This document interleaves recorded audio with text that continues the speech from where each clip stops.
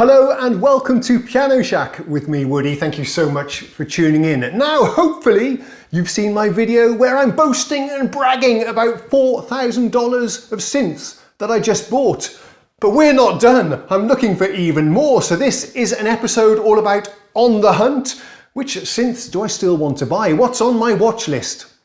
Actually, the eagle-eyed will spot that some of the ones that were included in my previous videos, so some of the eagle-eyed viewers will notice that we have synths here that weren't even on that original video. So yes, during the time after making that one, I'm still acquiring new pickups. This one I think is really cool and funky. What do you think of that? I love the design. Sounds amazing and a lot of fun to play. This is the Arturia Micro Freak. And I have a couple more incoming as well, but also I've created watch lists for the used ads listings for synthesizers and music studio gear here in Sweden. So I'll share with you what I'm hoping to buy. Now, it's mainly going to be used stuff then, because it's much more affordable for me. If I'm going to buy this all myself, it makes a lot of sense to buy used. I can then do some demonstrations here on the channel, and if it's not a keeper, I can sell it on for perhaps more or less what I paid for it. But there are also a few high value items where it doesn't make a lot of sense for me to buy them just for the purposes of making a video. So I'm very grateful for some gear that we have coming that will be loaned to me, and I'll tell you more about that later in the video as well.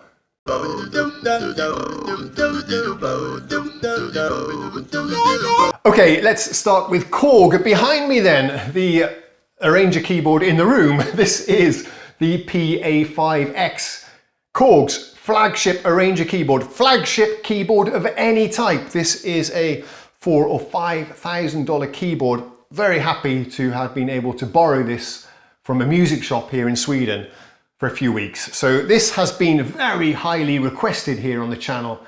Very happy now to be able to feature it. Other gear from Korg I'm looking out for. We have the Minilog now, that's over in the back room there. I'm still trying to decide if I should keep the red one or send it back. But a Minilog we already have, but I need to try the Minilog XD, which is an enhanced version of the Minilog with better effects and an extra fancy digital oscillator. And a keyboard from Korg I'm really fascinated to try is the Monologue, which is something a little bit similar to this.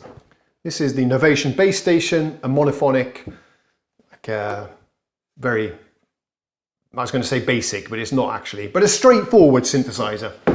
The Korg Monologue is the same thing, and it's available in different colors. Yes, the colors of the keys are conventional, but it comes in red, blue, gold, silver, black casings. So definitely a Monologue is on my watch list. It just looks like such a fun synthesizer. I'll probably end up buying one new because they're only about $300 brand new. So that seems like a pretty good deal. The Wave State I recently picked up in the 37-note keyboard form factor. Of course, we also need to try the Mod Wave and the Op6. That's a no-brainer, either in the same form factor or perhaps, if I can borrow one, the rack format. But I think I'd still prefer to buy used, actually.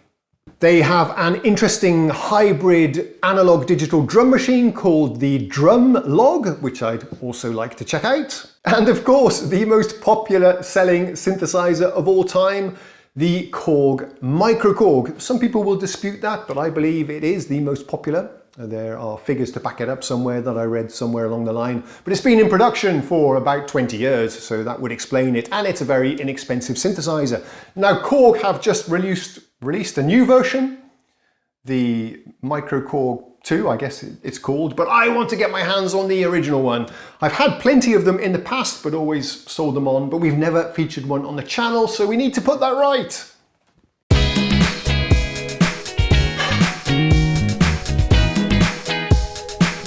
Okay, what about Yamaha? Well, they have offered to lend me a Montage M, their brand new flagship workstation keyboard, and I will accept that offer at some time. We just haven't really worked out how to do the pickup and everything. And I'm not sure I really want to dig into such a powerful workstation keyboard either. It's just such a time investment to learn it in and out so that you can do a decent review or demo. So a little bit on the fence about the Montage M.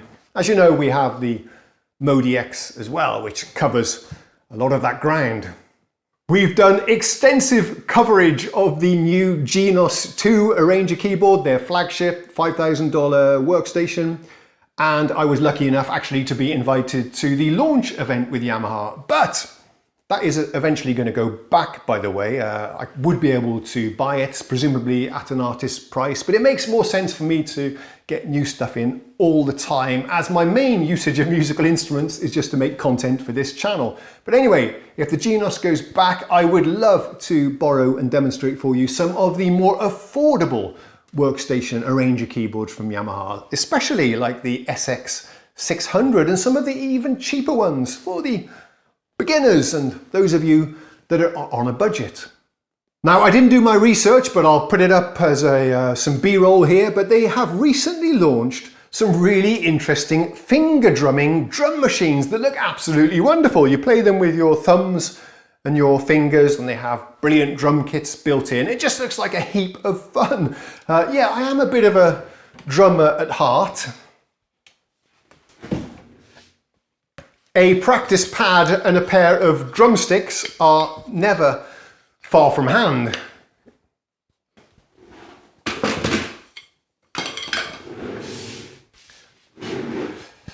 Anyway, there are two models in the range. One is a lot less expensive and actually quite affordable. So I'm thinking about picking up one of those. Obviously, I won't be able to buy them used because they've only just been released, but I might treat myself to one of those for Christmas or hopefully earlier. Another keyboard that I got the opportunity to test when I was down at the Yamaha event was the Reface CP, like the piano Reface. I really enjoyed that actually, but I would love to get my hands on the CS, which is their analog modeling synthesizer, and also having a mind blank, of course, the DX Reface. We really need to test out. It's not a new keyboard, it's been around for about 5 years or so, but it's about time I tried one out. So if I find one used, I'm going to buy it.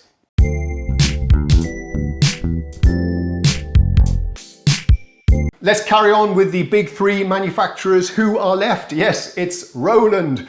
Now we have a Roland device, actually two. We've got a Boutique and one of these new Era Compacts, which I bought brand new the other day. There is one other Era Compact that I would like to buy. That's the T8, I think it's called, which is a very, well, I was going to say simple, but it's more deep than meets the eye. But it's a drum machine combined with a 303 emulation. Exactly the same 303 emulation that we have here in the Boutique TB03. I never remember what these things are called. So that's definitely something I am going to pick up if I find one. I'm actually negotiating with a seller right now on a T8. Otherwise, I might just buy one new because these boxes are fairly inexpensive. About 200 bucks, and I really like them. I'm digging this a lot. What about the boutiques? Well, I would like to buy one more boutique actually. Actually, there's two on my radar. There is the JX08, which is an emulation of the JX08. I don't remember these names. JX80. God knows. It's the one, well, it's the boutique that Espencraft compared with his dead stuffed grandmother. One of the most astonishing videos I've ever seen. Anyway, you know what I mean. I need to get one of those. There's also an older discontinued boutique that is a very close emulation of the Mini Moog by a company called Studio Electronics in collaboration with Roland. The SE something they call it. I'd love to get one of those. It's probably the closest I'll ever get to owning a Mini Moog. Talking of Roland groove boxes, which we weren't, but we will now, they have the SH4D, recently released about a year ago, which is a multi-timbral sound groove box module thing with, I think, 4 or 5 different tracks, drum parts and so on. That would be a nice addition to my doorless jamming rig, but even more so, I would prefer to get an MC101, which I do see used from time to time. I've demonstrated them here on the channel before, but I think also that would be a fantastic Zen Core multi-track sound module to combine with my other synths and drum machines. Yeah, I'm really hoping to get one of those. Roland recently released the Gaia 2, a compact synthesizer with loads of hand-on controls, and that's interesting and all that, but I think I'd like more to get my hands on the classic original Roland Gaia. Bit of a modern classic, and it's about time we featured it here on the channel. The same goes for their System 1 and System 8 synths. If I find a good deal on used ones, I'll be sure to buy it and feature it here for you on the channel. More expensive items, but if I do stumble across a used Phantom or FA or the Jupiter X or a Juno X, I might be interested in investing in one of those just to make some interesting videos for you. But those are pretty high ticket items. Even used, you're probably looking at between $1,000 and $2,000 or $3,000. Who of you can remember when I was invited to the Roland launch event about 5 years ago in Abbey Road Studios in London? The launch event for the new Phantom, Jupiter X and the MC707, MC101, I think. That was a lot of fun. Got to meet some really cool people as well. I think I was chatting to the keyboard player of Depeche Mode without actually realising who he was. Oh dear, typical. One of my favourite keyboards that we've ever featured on the channel is the Roland JD-XI. I'm still waiting for the successor to that, with a more professional build, perhaps more keys, but with the same amazing, easy to use sequencer and great sounds. Yeah, come on Roland, get it together. And whilst I'm nagging you, please stop making Juno emulations that are only 4-note polyphonic. The Juno 6 is called the Juno 6 for a reason, 6-note poly, so please stop it with these rubbish 4-note Juno emulations. Bugger off! Rant over. Okay, what about some other brands? Well, Behringer, I've got a Behringer 303 clone in the storage room behind me. There are some other Behringer synths that you guys have asked me to review. The Deep Mind is one of them. And personally, yeah, I'd love to do that. If I find one, personally, I would love to get my hands on their SH101 recreation, their clone. Yes, I know it's a bit controversial, but I'm happy to buy one used, try it out here, demo it on the channel for those of you that are interested, and then sell it on. So nothing ventured, nothing gained. I think what I'm trying to say is I won't be paying any money directly to Behringer, so no need for you to get annoyed with me in the comments. This is the Arturia Micro Freak, and I think it's uber cool. I love this thing. And they've also released a Mini Freak, which is a slightly more grown-up version with proper keys, although I dig these. I'm definitely on the hunt for a Mini Freak. They also have the Brute series of synths, so if I get one at a good price, I'll buy it and share it with you.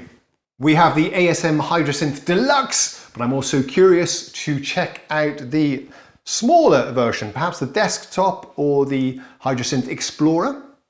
And many of you have been asking why I haven't bought anything from Electron, and yes, I know it's about time I did. I'm just a little bit concerned about the learning curve. They seem to be quite a tricky kind of groove box to master, but I'm talking about the Digitact and the Digitone, or some of their cheaper groove boxes that I forget the name of now.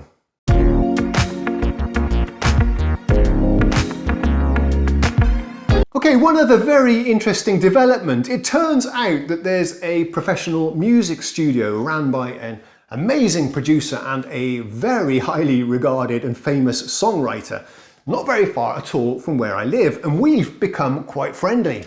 And I was a little bit cheeky and I asked him, perhaps if when the studio is closed, if I could get a loan of some of his synths and feature them here on the channel. And I'm telling you guys, this guy has some really high-end equipment. Yes, we are talking some of the most iconic synthesizers, not vintage stuff, but some really expensive stuff that personally is a little bit out of my reach, but this is a professional recording studio, and I asked him a little bit cheekily if I could do that, and he was up for that. He knows about me and my channel, we're good friends, and he was happy to lend me some of his stuff over the course of a few months, just for a few days here and there. So yeah, expect to see some real nice boutique high-end synths coming up soon. Really exciting. So if you think all of that sounds very exciting like I do, then please do consider subscribing to the channel. Thank you very much to those of you that already have. It really does mean a lot to me. So until next time, thanks for watching. Cheerio.